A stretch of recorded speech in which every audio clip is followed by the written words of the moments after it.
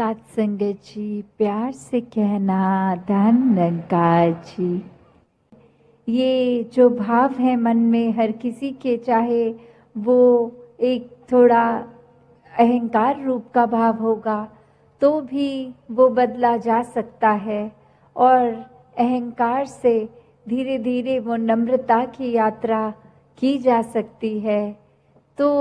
बात वही कि भक्तों के संदेश में ये स्वयं को बदलने की जो बात होती है वो क्यों होती है, भक्तों का जीवन संसार के अन्य व्यक्तियों से अलग क्यों होता है, कैसे होता है। तो बात वही कि भक्तों के जीवन में भी वही है, दृष्टि के लिए आँख है, खाने के लिए हाथ हैं, एक सूंघने के लिए नाक है। एक दिन में उतार चढ़ाव उसी प्रकार आएंगे, और उसी तरह जो भक्त श्रेणी के नहीं हैं उनके भी जीवन में ये सब ही है। तो भक्तों ने जो एक बदलाव अपने अंदर लाया वो यही कि इस दुनिया में तो रहते हैं पर दुनिया से अलग होके रहते हैं। तो ये अलग अब कैसे रहना हुआ,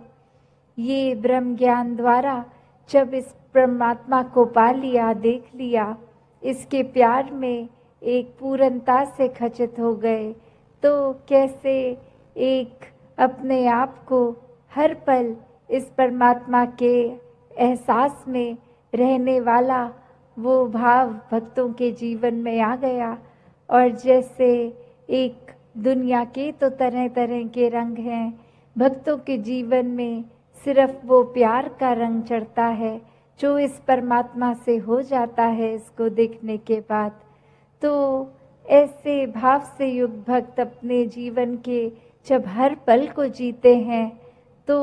वो भाव ही बदल जाते हैं, एक नज़रिया बदल जाता है। एक वो बात कि अगर हम कुछ भी उदाहरण लें कि कोई भी स्थिति में एक जो रुख करा जा सकता है वो एक अच्छी तरफ भी और बुरी तरफ भी, एक परिस्थिति से हम क्या निकालते हैं वो भी एक अच्छाई निकाली जा सकती है, एक बुराई निकाली जा सकती है। तो भक्तों ने हमेशा वो अच्छाई की ओर ही रुख करना सिखाया है कि परिस्थिति अगर इस परमात्मा ने दी है तो अच्छी ही होगी। एक अगर उस परिस्थिति को अच्छा नहीं समझ रहे हम तो वो हमारी कमी है, इस परमात्मा ने तो पूर्ण किया है इस परिस्थिति को भी। जब इस परमात्मा ने हमको जो कुछ दिया वो परमात्मा का जो दान है,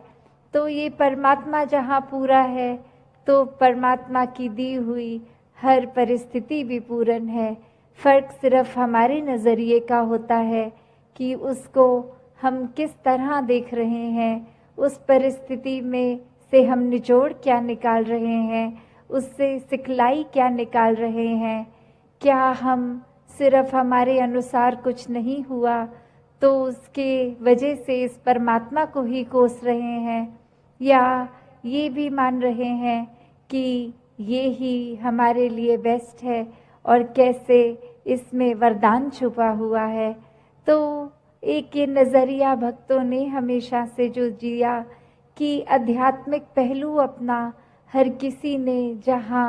एक बहुत ही उस नज़रिए का बनाना है कि जीवन में ये शरीर मिला है, ये मटीरियलिस्टिक वस्तुएं मिली हैं, घर बार रिश्तेदारी बहुत कुछ मिला है,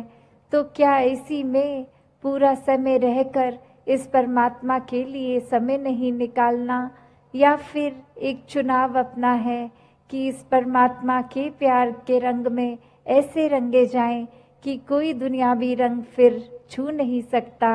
ये पक्के का रंग, ये एक हर समय रहने वाला रंग, और इस रंग को जिसने भी अपने ऊपर लगाया वो हमेशा के लिए आनंदित हो गए। एक जीवन हर समय के लिए झूम झूम के जिया गया। और वो फिर बात कि भक्तों के जीवन में भी विपरीत परिस्थितियां आईं तो भी उन्होंने कभी इस परमात्मा से विश्वास नहीं तोड़ा। तो बात वही कि परमात्मा के प्यार में जो रंग जाते हैं वो खुद ब खुद बदल जाते हैं। एक सामाजिक रूप से चाहे रहन सहन वैसा ही रहेगा जैसे ये परमात्मा के प्यार से पहले का था, वो एक शक्ल आकार सब सेम रहेगा। सिर्फ और सिर्फ जो बदला जाएगा वो मन के भाव बदलते हैं। तो ऐसा ही बदलाव हर किसी के जीवन में मुबारक बदलाव होता है कि ये एक संसार में जितने भी अलग अलग प्रकार के चाहे इंसानों के साथ मुलाकात होनी, और वो एक अलग अलग कल्चर बैकग्राउंड, दिखने में अलग, खान पान अलग, सब तरह से वो एक डाइवर्सिटी रूप, और कैसे वो होने के बावजूद भी सब परमात्मा के साथ जो एकत्व के बंधन में हैं, तो हर एक को एक दूसरे में परमात्मा ही नजर आता है। और कैसे फिर एक ये एकत्व ही दिल पे हर समय का, और उससे फिर कोई किसी में फर्क नहीं दिखता, कोई ऊंच नीच जाति पाति प्रांति कुछ भी फर्क नहीं, सब अपने हैं, सब ही पूजनीय हैं।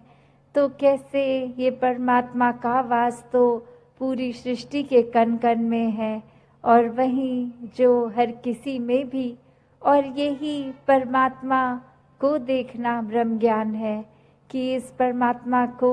जब हर समय के लिए ये दिखाई देगा कि हर जगह ही मौजूद है, तो फिर एक जहाँ अपनी भी चेतनता जाग उठेगी। एक जो सच्ची दात है, जो भक्तों ने युगों युगों से समझाई है कि दुनिया भी एक दौलत तो आज है कल नहीं, इसने बदल जाना है,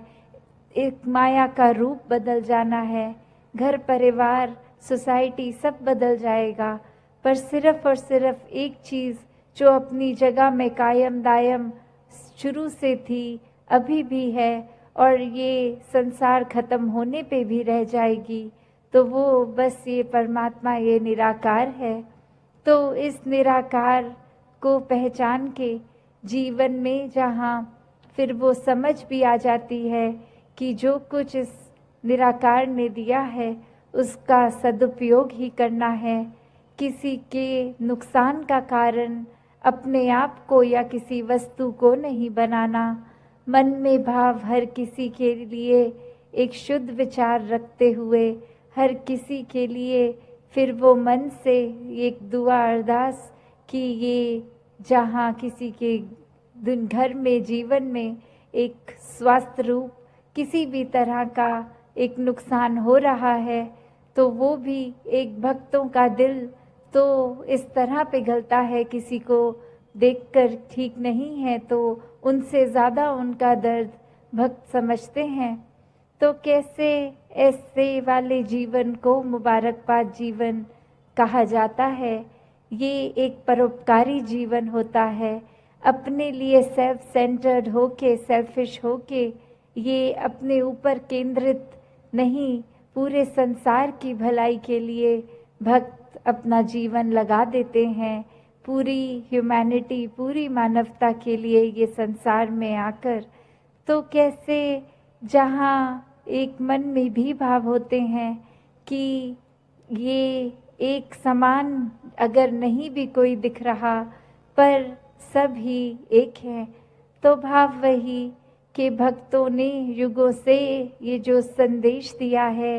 कि कैसे इस परमात्मा को जानकर फिर अपने जीवन में बदलाव आ सकता है, ये जीवन बहुत ही सहज जिया जा सकता है, ये मन एक स्थिर करके हर समय रखा जा सकता है। इस स्थिर के साथ नाता जोड़ लिया तो मन भी स्थिर। ये एक दुनियावी आंधियाँ आती भी हैं अगर, तो वो कुछ पीस ऑफ माइंड, ये चैन व सुकून दूर नहीं कर सकती। फिर तो हर किसी एक अवस्था में ही लगता है कि ये बहुत ही अच्छा समय निकल रहा है, अगर कुछ है भी तो ये परमात्मा ने बहुत जल्दी काट देना है। तो कैसे एक जीवन में हर कोई इस रंग में ही रंगा रहे। तो हर किसी ने अपना जीवन एक सुखमय जीवन बनाना है, तो इस निराकार का ही सहारा लेना है। वो सहारा लेकर दुनियावी दुख होंगे भी तो भी जीवन बहुत ही सुखमय निकल जाएगा, आनंद में निकल जाएगा। सत्संगत जी, धन निरंकार जी।